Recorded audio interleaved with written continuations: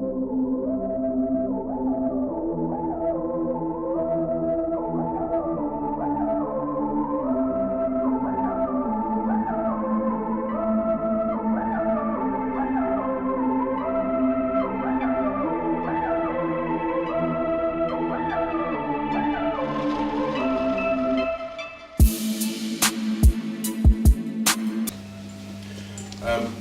mentioned playing a lot of full court defense. Do you plan on throwing in a lot of presses and different types of full court defense, or just putting a lot of pressure? Yeah, the way I look at it is I sort of want my two-man to actually pressure the other point guard, so it gives my point guard a little bit of breathing space, that when he gets the ball in the open court, he can sort of just have the energy to explode and then play on their own two-man. Pretty push, thank you. You also mentioned basically drawing comparisons to the college game, and a lot of the college game has a very structured offense. Do you plan on playing a structured offense or more of a free-flowing type of game? It'll be a bit of both. It'll be a little bit of structure, but it will just be recognising the mismatches. So obviously there'll be a lot of on-balls, sort of a lot of movement, a lot of motion, but a lot of everything will be a lot of transition into a mismatch.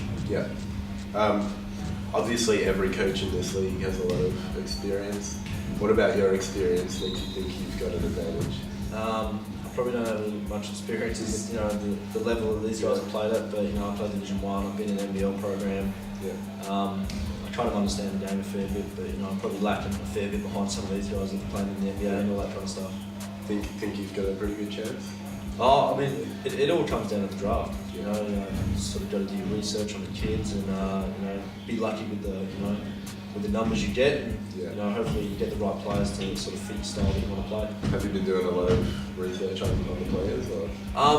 Well, at the moment we're just sort of inviting kids, and I think when we have the combine, that's when you really get a good idea of the athleticism, the speed, and the skill-wise of the kids. So, and you're trying to know sort of the kids these days who are pretty good and who actually have a pretty good chance to play college basketball. Yeah, cool. As far as the Super League goes for the kids, what kind of opportunity do you think it gives them, and how do you think it helps them? I think the kids sort of get a taste of how college is, like sort of basketball-wise anyway. Yeah.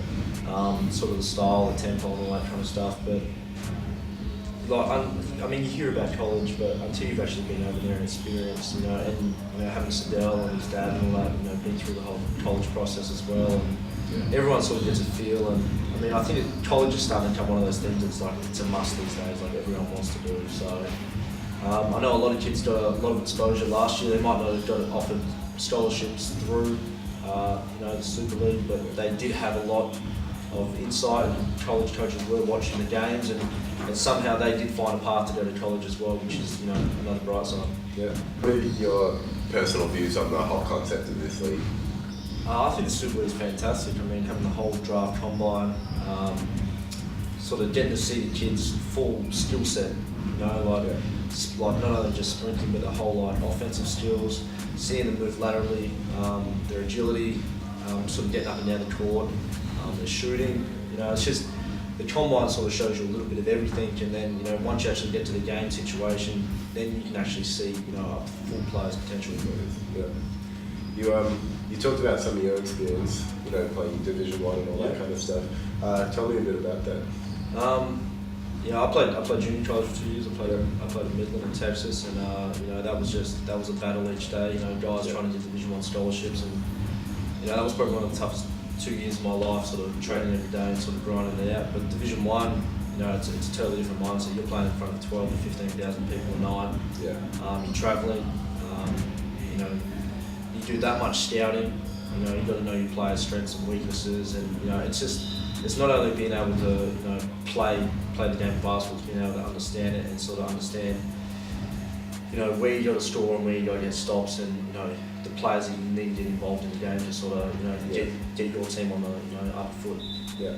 You mentioned how the junior college thing is really battling and scrapping, whereas Division 1 is more planning. Yeah. What do you think the importance of the balance of those two are, especially in young players like this? I think junior college is like a real big stepping stone towards Division 1. Yeah. you know, you got to grind, you know, day in, day out. You know, it's not one of those things where you just go there to sort of to get through a practice. Like, you're trying to get better each and every day to sort of get to the next level of Division One. And at the end of the day, like, being in Division One, playing significant minutes is, you know, is what you want. And when you get to Division One, it doesn't matter about, you know, you scoring. All it comes down to is winning games. You know, winning conference and then trying to get to the national championship. How important do you think that kind of just win first mentality is to instill in these kids? Because I feel like a lot of the young players are very, you know, me oriented, especially in Australia. And when they look at going to college, it's all about my stats and that kind of stuff. Whereas in actuality, the mentality is. Well, I think that's great. I mean, that's a great point. Because I mean, the Super League here, man, if you lose a couple of games, you're done. So you sort of got 5 guys on the court at one time that sort of have to gel together really quickly, you know, and to win. And when you got other talented teams, you know, and you're losing, like, I mean, it's a pretty poor feeling, you know. So Sure. you know, the kids sort of have to realise that it's not about them, it's about the team, and try and win. And you know, college coaches and all that kind of see, you know, if you're a great team player and you fit into a system, they recruit you. Yeah. You know, it's not always about, you know, scoring 30 points or, you know, like that. It's about being a team player and just wanting to win and having the drive to sort of make everyone better around you.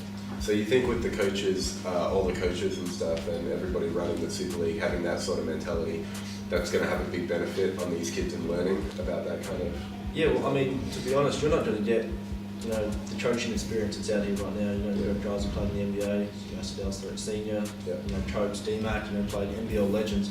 You're not really going to get that kind of coaching. So kids, you know, have to realise that, you know, you're coming in here, you're playing a college style of basketball, but you're getting, you know, the best coaching in Australia. You know, so.